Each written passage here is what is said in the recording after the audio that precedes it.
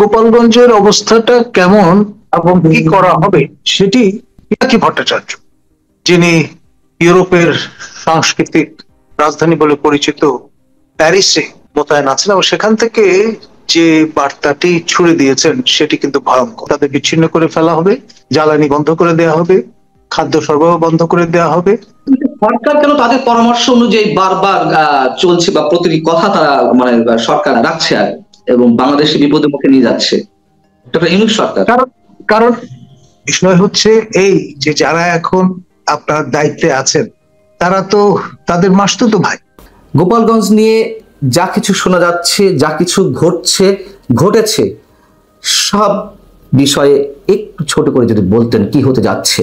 আপনার শ্রীমান পিনাকি ভট্টাচার্য, যিনি ইউরোপের সাংস্কৃতিক রাজধানী বলে পরিচিত প্যারিসে মোতায়েন আছেন, এবং সেখান থেকে যে বার্তাটি ছুড়ে দিয়েছেন সেটি কিন্তু ভয়ঙ্কর। তিনি অনেকটা আমাদের জাতির পিতা বঙ্গবন্ধু শেখ মুজিবুর রহমানের ৭ই মার্চের ভাষণ, সেখান থেকে তার মতো করে একটা বক্তব্য ধারণ করবার চেষ্টা করেছেন যে আমরা তোমাদের ভাতে মারবো, পানিতে মারবো, ওই যে কনসেপ্টটা, সেইখান থেকে তার মতো করে বর্তমান কনটেক্সটে গোপালগঞ্জকে এক হাত দেখে নেওয়ার জন্য যা যা দরকার তা করবার একটা পলিসি হাজির করেছে, এবং ইন এ ওয়ে সেটা ইউনূস রেজিমের জন্য হয়তো তামিল যোগ্য।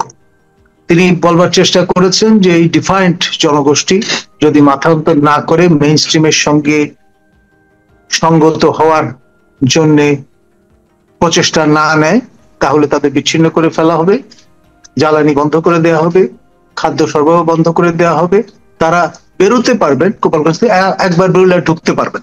এই পুরো অঞ্চলকে অবরুদ্ধ করে 1 মাসের মাথায় এই পুরো কার্যক্রমটি পরিচালিত হবার পরে আপনার দলে বলে লোকজন গিয়ে, তার অনুসারীরা গিয়ে গোপালগঞ্জ জয় করবে। অর্থাৎ ইঙ্গিতটা হচ্ছে আমাদের জাতির পিতা বঙ্গবন্ধু শেখ মুজিবুর রহমানের সমাধিসৌধ যেটি আছে সেটি আপনার সিরিয়ার হাফেজ আল আসাদের যে সমাধিসৌধ ছিল তার ভাগ্যে যা ঘটেছে সেরকম একটি পরিণতির দিকে নিয়ে যাওয়ার ইঙ্গিত আছে, এবং সেই সঙ্গে আপনার কিভাবে একটি এলাকা ডিফাইন্ড থাকে সেটা দেখে নেওয়ার হুমকি তিনি দিয়েছেন, এবং যেই পথ নির্দেশ করেছেন সেইটি কিন্তু যথেষ্ট চিন্তা ভাবনা করেই তিনি করেছেন, এবং তার অনুসারী যারা আছেন বর্তমান বাংলাদেশে শাসন ক্ষমতায় তারা তার অঙ্গুলি হেলনে ওঠেন বসেন সেটি তো আমরা জানি। ফলে এটা একটা রিয়েল থ্রেট, এটাকে আন্ডার এস্টিমেট করার কোনো কারণ আছে বলে আমি মনে করি। সেই জন্য আমাদের আসলে বিষয়গুলো সিরিয়াসলি ভাবতে হবে এবং আন্তর্জাতিক সম্প্রদায়ের কাছে বিষয় তুলে ধরতে হবে, এই কারণে যে তিনি নিজে আন্তর্জাতিক সম্প্রদায়ের আশ্রয়ে আছেন, এবং সেখানে কিন্তু তার প্ররোচনায় যে ৩২ নম্বরের ঐতিহাসিক মিউজিয়াম যেটি ধ্বংসপ্রাপ্ত হয়েছে সেই প্রেমিসেসের পাশেই প্রতিবেশী হিসেবে যিনি বাস করতেন জলের গানের দলনায়ক, তিনি কিন্তু এক কাপড়ে প্রাণ ভয়ে তার বাড়ি যখন পুড়ে গেল সেখান থেকে বেরিয়ে তিনি শেষ পর্যন্ত ফরাসি দূতাবাসের সহযোগিতায় প্যারিসে গিয়ে উপনীত হয়েছেন। এখন ধরুন একেবারে ডায়ামেট্রিক্যালি অপোজড অবস্থানের দুজন মানুষ দুই ভিন্ন কনটেক্সটে সেখানে হাজির, বেনিফিট নিচ্ছেন শ্রীমান পিনাকি ভট্টাচার্য আগের জমানায় যেই হালে পড়েছিলেন তার যে সুযোগটা, বেনিফিট অফ ডাউটটা, সেটা এখন পর্যন্ত তিনি এনজয় করে যাচ্ছেন, এবং আমার জানা মতে যে একজন রাজনৈতিক আশ্রয়প্রাপ্ত ব্যক্তি তিনি তার দেশের যে দেশ থেকে তিনি এসছেন সেই দেশের পাসপোর্ট তার কাছে থাকবার কথা নয়, সম্প্রতি নাকি তাকে আমাদের দূতাবাস যেটি প্যারিসে অবস্থিত সেখান থেকে পাসপোর্ট ইস্যু করা হয়েছে, এটি বিশ্বস্ত সূত্রে জানা গেছে, এবং এটি আরেকটি ব্যাখ্যা। তো এখন হলো আপনি যদি ক্ষমতা দণ্ডমুণ্ডের কর্তা হন তাহলে আমি প্রফেসর কলিমুল্লাহ আমি একটু আপনার কাছে যে প্রশ্ন আমি আসছি ওই বিষয়ে আপনি যেটা বলছেন তার আগে একটু ক্লারিফাই করি দর্শকদের উদ্দেশ্যে উনি কি বলেছেন। আপনি তো বিস্তারিত বলেছেন, তারপর আমি পয়েন্ট টুকে টুকে যদি বলি যে তিনি আওয়ামী লীগকে ফ্যাসিস্ট রেসিস্ট হিসেবে উল্লেখ করে, হতে পারে কারো কারো দৃষ্টিতে আওয়ামী লীগ ফ্যাসিস্ট রেসিস্ট, তো তাদের প্রতি আনুগত্য ত্যাগ করে যদি মেইন স্ট্রিমে ঢোকা না হয় তাহলে গোপালগঞ্জবাসীকে অবরুদ্ধ করে ফেলা হবে। ইলেকট্রিসিটি, গ্যাস, বিদ্যুৎ, জ্বালানি এগুলো সরবরাহ বন্ধ করে দেওয়া হবে, পুরোপুরি সাপ্লাই চেন বন্ধ করে দেওয়া হবে, অর্থাৎ সেখানে খাদ্য সরবরাহ বন্ধ করে দেওয়া হবে। এবং এর জন্য পুলিশ সেনাবাহিনী লাগবে না। ডক্টর মোহাম্মদ ইউনূস সরকারের প্রতি তিনি আহ্বান জানাচ্ছেন, ডক্টর মোহাম্মদ ইউনূস সরকার ইচ্ছা করলে এটা পারে। এখন আপনি বলেছেন যে এই থ্রেটটি রিয়েল। আপনার সঙ্গে আমি অন্তত একমত, তার কারণ যখন 32 নম্বর ভাঙচুরের ঘোষণা দেওয়া হয়, ধুলার সঙ্গে মিশিয়ে দেওয়ার ঘোষণা দেওয়া হয়, আমরা বিশ্বাস করতে পারছিলাম যে এটা সম্ভব, কিন্তু আমরা দেখেছি যে সম্ভব। এখন অনেকেই মনে করছেন যে গোপালগঞ্জবাসীকে উদ্দেশ্য করে যে থ্রেটটা এসেছে পিনাকি ভট্টাচার্যের পক্ষ থেকে, সেটি হয়তো হুমকিটা তো রিয়েল, কিন্তু বাস্তবায়ন কতটা সম্ভব আপনার কাছে কি মনে হয়? সেই বঙ্গবন্ধুর 32 নম্বর গুড়িয়ে দেওয়ার অর্থে কি এটি অসম্ভব কিছু, বা আপনি কি মনে করেন? ডেফিনেটলি না। দেখুন, দুবার হামলা হয়েছে আপনার 32 নম্বরের সেই জাদুঘরের নিরিখে। প্রথমে সেই জাদুঘরকে মধ্যমণি ধরে আশপাশের সকল বসত বাটি কিন্তু পুড়িয়ে দেওয়া হয়েছে। আপনার এই আমাদের চলের গানের যিনি দলনায়ক আনন্দ, তিনি যে বাসে ভাড়া থাকতেন সেটিও ভস্মীভূত হয়েছে। ধানমন্ডির সবচেয়ে পুরনো বাড়ি আমার জানা মতো, আমি সেই বাস দিয়ে গেছি। ফ্রান্সের প্রেসিডেন্ট নিজে সেই বাড়িতে পদার্পণ করেছিলেন। তো বুঝতেই পারছেন যে বিষয়টা আনরিয়াল নয়, রিয়াল। এবং তার ধারাবাহিকতায় পরবর্তীতে ঘোষণা দিয়ে পিনাকির নেতৃত্বে, গাইডেন্সে, মেন্টরিং এ আপনার এই বুলডোজার এসে 2 দিন ধরে একবার ডিসমেন্টাল করে ফেলেছে। এমনকি বাড়ির নিচে যে বেসমেন্ট আছে, ভিত্তি আছে, তাও কিন্তু খুঁড়ে বের করে ফেলা হয়েছে। সুতরাং এটা, এই যে হুমকি, সেটি বাস্তবায়নযোগ্য এবং রিয়েল, এতে কোনো সন্দেহ নেই। ইতিমধ্যে সেটি স্বপ্রমাণিত হয়েছে। এখন বঙ্গবন্ধুর যে বাড়িতে বসবাস করতেন, যেই বাড়ির সঙ্গে বাংলাদেশের ইতিহাস যুক্ত, সেই বাড়ি যখন এভাবে নকডাউন করা গেছে, তার যে শেষ ঠিকানা আপনার সমাধিসৌধ, সেটি আপনার ডিসমেন্টাল করা, তার জন্য তার নির্দেশে, তার নির্দেশনায় কার্যকর করা অসম্ভব বলে আমি মনে করি। এবং সেটি কিন্তু তিনি হুমকি দিয়ে যেটি করেছেন, সেটি হলো কোন পটভূমিতে করেছেন। গোপালগঞ্জ আজ উপদ্রুত একটি জনপদ।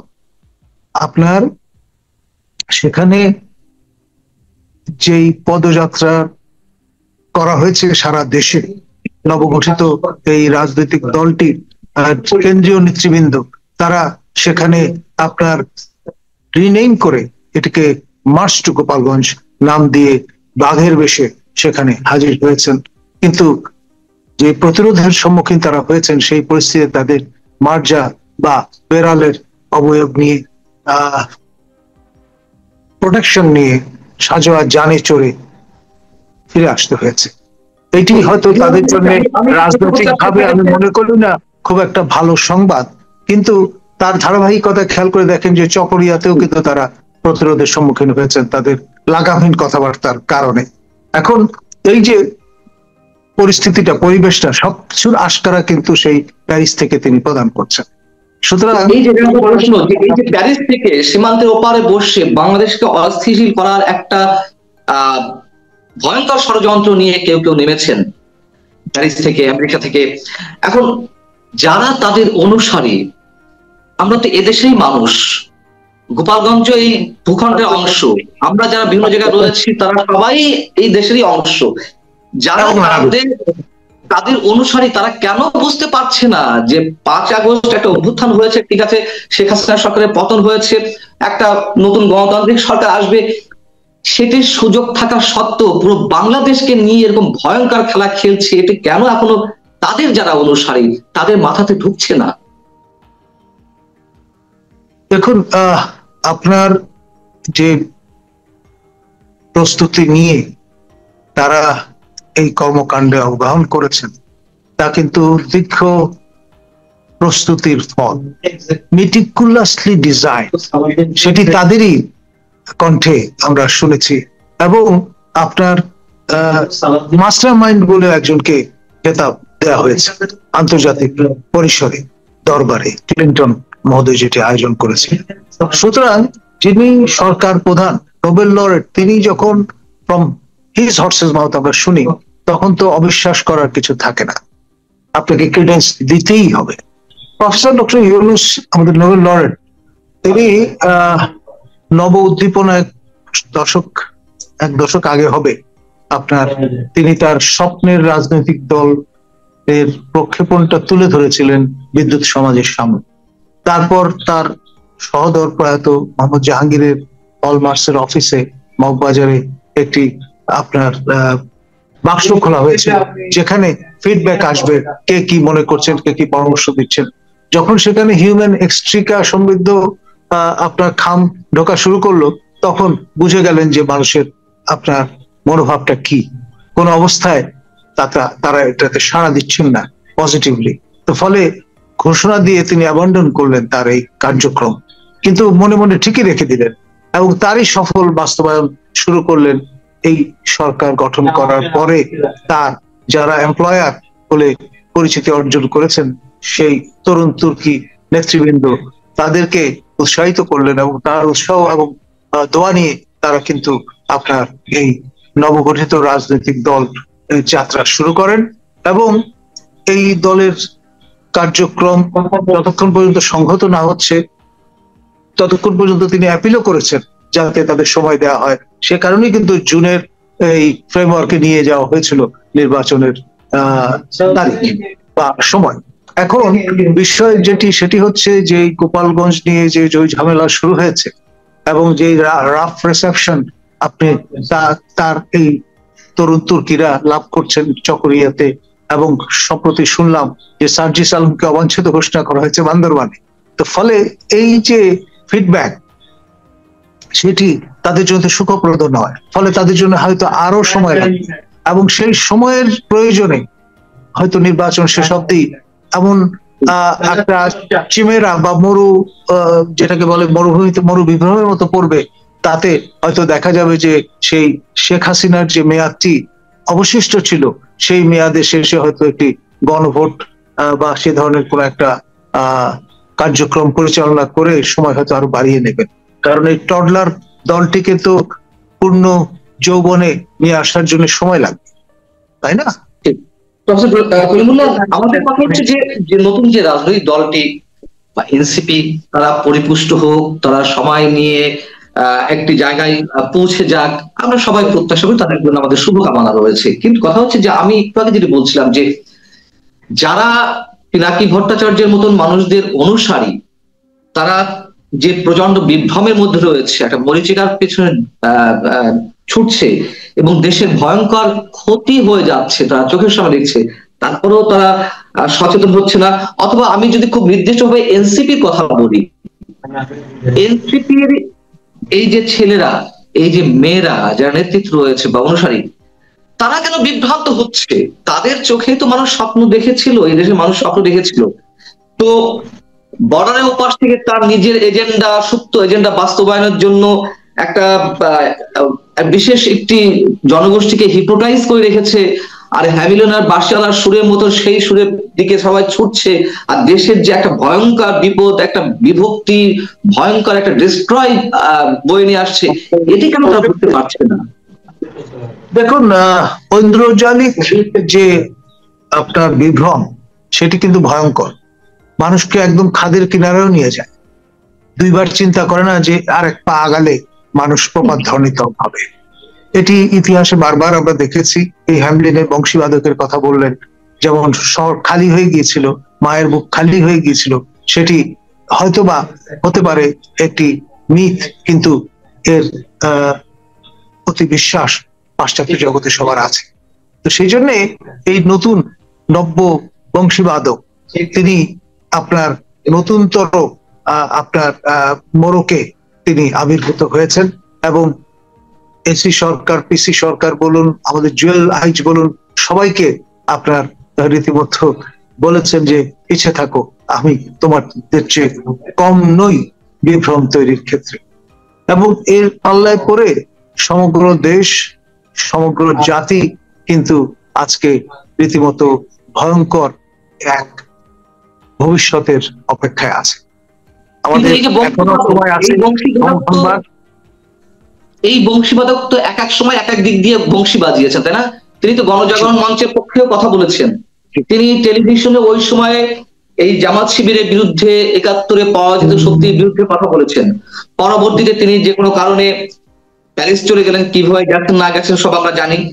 গিয়ে তিনি বিএনপির পক্ষে কথা বলা শুরু করলেন, গণজাগরণ মঞ্চের বিরুদ্ধে, আওয়ামী লীগের বিরুদ্ধে কথা বলা শুরু করলেন, তাতেও কোনো সমস্যা নাই।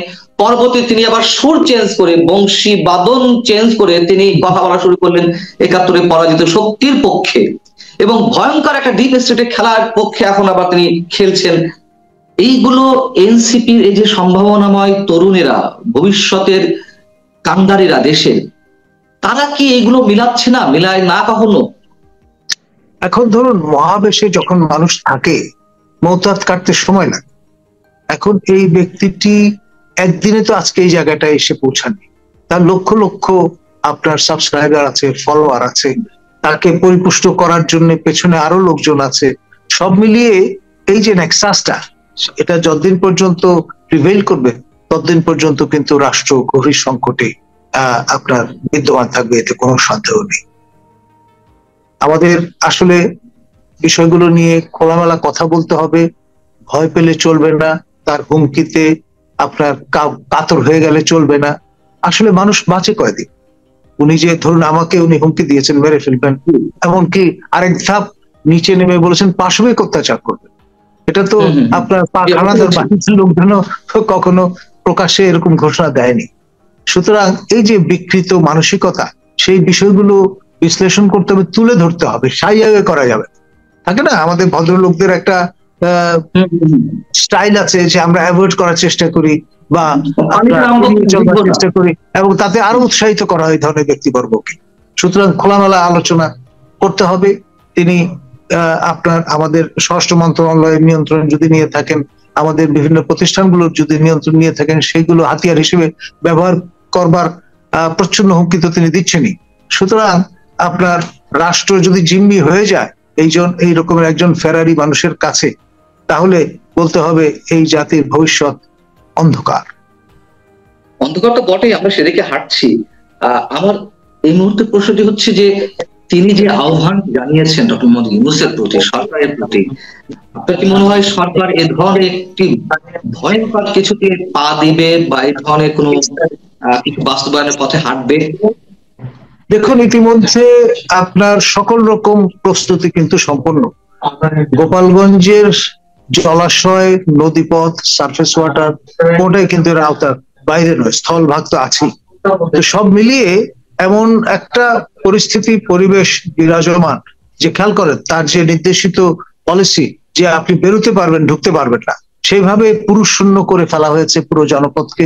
এরপর যদি আপনার নারী শূন্য করে ফেলা হয়, বসত বাটি ছেড়ে সবাই যদি আপনার এটাকে ছেড়ে ভিন্ন চারদিকে আত্মীয় স্বজন যারা আছে ভিন্ন জেলায় সেখানে গিয়ে আশ্রয় নেন, তখন ব্যাপারটা কি দাঁড়াবে?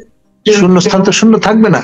পিনাকির সেই পরিকল্পনা মোতাবেক তার এই জিহাদি জজবায় যারা বিশ্বাসী তারা গিয়ে হয়তো সেখানে নতুন করে বসত গাড়বেন। আপনার ওয়েস্ট ব্যাংকে কি হয়েছে, আপনার গোলান হাইটসে কি হয়েছে, আপনার গাজাতে কি হয়েছে, সেই মডেল তো আছেই।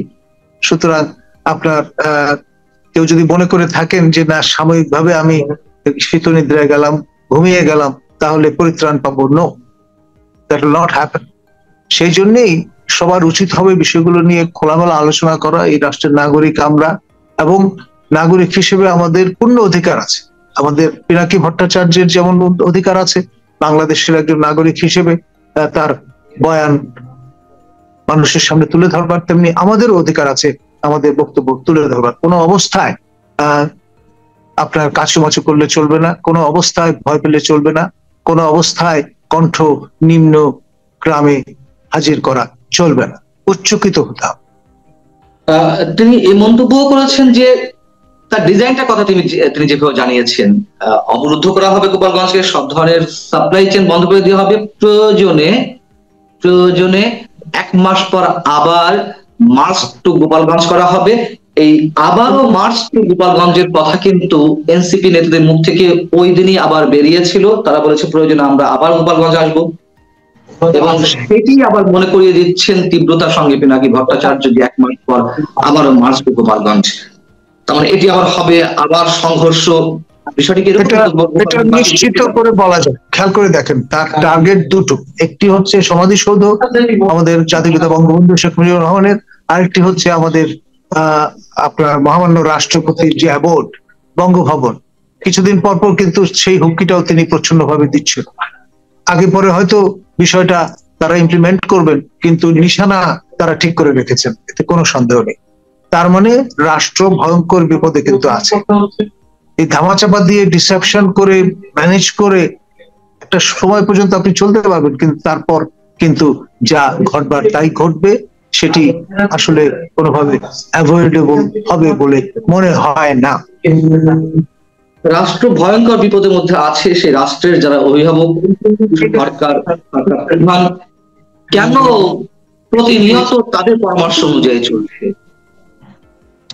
দেখুন, বারে বারে এইরকম একটা পরিস্থিতির আমরা কেন সম্মুখীন হচ্ছি?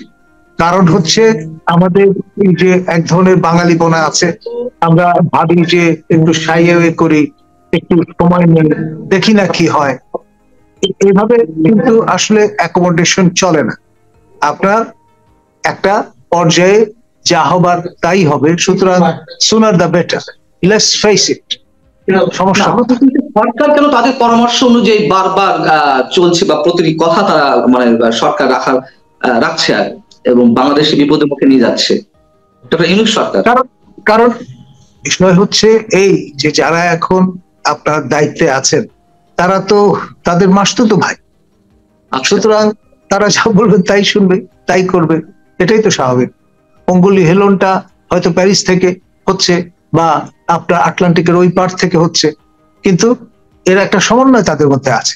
আপনার ভাবার কোনো কারণ নেই তারা বিচ্ছিন্নভাবে এই ধরনের ভূমিকাগুলো পালন করছে। একেবারে মিটিকুলাসলি চিন্তা ভাবনা করে, আপনার হোমওয়ার্ক করে তারা কিন্তু টার্গেটেড ভাবে তাদের এই কাণ্ড কারখানা চালিয়ে যাচ্ছে, এবং গোপালগঞ্জের ক্ষেত্রেও তাই। এটা আপনার আন্ডার এস্টিমেট করার কোনো সুযোগ নেই। যদি তাই হয়, আবারও মার্চ টু গোপালগঞ্জ, যদি তাই হয় গোপালগঞ্জকে একেবারে বিচ্ছিন্ন করে ফেলা, সেখানকার মানুষদেরকে অবরুদ্ধ করে ফেলা, তার আফটারম্যাথটি কি, তার পরবর্তী প্রভাবটা কি হতে পারে? আসলে ইতিহাস বলে যে এই টিক্কা খান 48 ঘন্টার মধ্যে ডান্ডা মেরে সব ঠান্ডা করে দেবেন অপারেশন সার্চ লাইট শুরু করেছিলেন। সেটি হয়তো 9 মাস পর্যন্ত আমাদের অপেক্ষা করতে হয়েছে, কিন্তু সে শব্দই তার জবনিকা আমরা দেখেছি। এখানেও কিন্তু তাই ঘটবে। গোপালগঞ্জ হয় সারা দেশে গোপালগঞ্জের এই বাস্তবতা ছড়িয়ে পড়বে, অথবা যারা এই বিষয়গুলো কার্যকর করছেন তাদের আর হয়তো খুঁজে পাওয়া যাবে না। ইতিহাস এই ধরনের রেজিমকে ক্ষমা করে না। আপনি মধ্যযুগ ফিরিয়ে আনতে পারবেন না, ইতিহাসের অংশ সেটি। আপনাকে সামনেই অগ্রসর হতে হবে। Will have to live in the future, not in the past, in that sense of the term. Richard বার্টনের কথা বলেছেন আমাদের নোবেল লরেট, কিন্তু সেটাকে যদি ইতিবাচক ভাবে প্রক্ষেপণ করতেন তাহলে এটা নিয়ে কারো কোনো আপত্তি থাকতো না। ইতিহাস আপনাকে অবশ্যই কগনিজেন্সে নিতে হবে, তার উপর ভিত্তি করে সমৃদ্ধ ভবিষ্যৎ গঠন করতে হবে। কিন্তু আপনি সেই কারণে যত রেলিক আছে, ইতিহাসের উপাদান আছে, সব ধ্বংস করে দেবেন, এই হালাকু খান কিংবা আপনার চেঙ্গিস খানের এই হোড়দের মতো, সেটি আর যাই হোক মানব সভ্যতাকে গৌরবান্বিত করবে না। আমার শেষ কোশ্চেন, মানে এই ধ্বংসাত্মক খেলা তাহলে চলতেই থাকবে? আজকে গোপালগঞ্জকে অবরুদ্ধ করে ফেলা হবে, গোপালগঞ্জের নাম নিশানা শেষ করে দেওয়া হবে, বঙ্গবন্ধু সমাধির কথা তো বাদই দিলাম, অটোমেটিক্যালি তার মধ্যে পড়ে যাবে। আওয়ামী লীগ যদি আবার কখনো ফিরে আসে, আওয়ামী লীগ আবার বগুড়ার সবকিছু ধ্বংস করে দেবে, অন্য কেউ এসে আবার রংপুরের সবকিছু ধ্বংস করে দেবে, রংপুরকে মুছে দেবে, মানে এই খেলা চলতেই থাকবে? অবশ্যই না, আপনার যে অভিজ্ঞানটি আমরা লাভ করেছি যে আমাদের আসলে যৌক্তিক ভিত্তির উপর দাঁড়িয়ে কার্যক্রম পরিচালনা করতে হবে। আপনার ভয় ভীতি দেখিয়ে মানুষকে তার যে মানব চরিত্র আছে, তার যে অজস্রতা আছে, সেটিকে কোনো অবস্থায় টুটি চেপে ধরা যাবে না। ইতিহাস কখনোই তাদের ক্ষমা করেনি, করবে না। এটা হচ্ছে চিরন্তন একটি বিষয়, সে বিষয়ে আমরা যাতে কখনোই ভুলে না যাই। সত্যম এবং সুন্দরমের জয় হোক, আমরা সেটাই চাই। অবশ্যই চাই। তারপরে একটি প্রশ্ন, একটা প্রতিক্রিয়া আপনার জানতে চাই। চকরিয়াতে, কক্সবাজারে প্রতিরোধের সম্মুখীন হলো এনসিপি নেতাকর্মীরা, তাদের মঞ্চ ভেঙে ফেলা হলো বিএনপি স্থানীয় নেতাকর্মীরা, এবং সেখানে সালাউদ্দিন আহমেদ সাহেবের সমালোচনা করা হচ্ছে। তার প্রতিক্রিয়া এটি। সেনাবাহিনী এবং পুলিশ বাহিনীর তারা তাদের যে নিরাপত্তা, তার মধ্য দিয়ে তারা তাদের কর্মসূচি পালন করেছে পরবর্তীতে অন্যভাবে। এটা কোনো মেসেজ আপনার মনে হয়, কোনো সিগনিফিকেন্ট মেসেজ? দেখুন, আপনার এই বিষয়টা তো ক্রমে ছড়িয়ে পড়ছে। এই যে বান্দরবানের কথা আমি বললাম, সার্জিস আলমকে আপনার অবাঞ্ছিত ঘোষণা করা হয়েছে। পাহাড়ি এলাকার বল গেম ডিফারেন্ট, প্লেইন ল্যান্ডের বল গেম আলাদা, কিন্তু সেটা কিন্তু এই সমতল ছাপিয়ে পাহাড়ে গিয়ে হাজির হয়েছে।